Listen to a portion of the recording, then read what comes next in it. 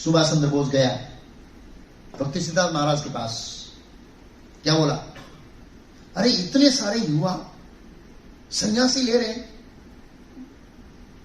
अरे हमको चाहिए देश को बचाने के लिए, लड़ने के लिए, खून बहाने के लिए।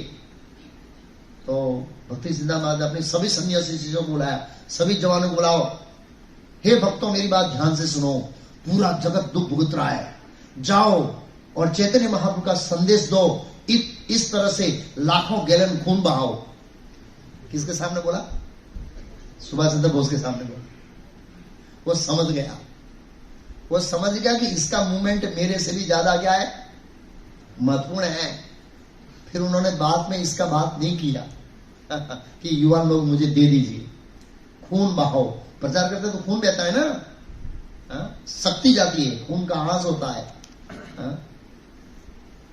तो इस तरह से बोला पूरी दुनिया दुख से भरी हुई है, युद्ध थम जाएगा एक दिन, जन्म मृत्यु जरा व्याधि का युग तो नहीं थमेगा, जीवों का संघर्ष तो नहीं थमेगा। बोले जाओ खून बहाओ। और वो भेजते थे सन्यासियों को, शिष्यों को ऐसे बाहर।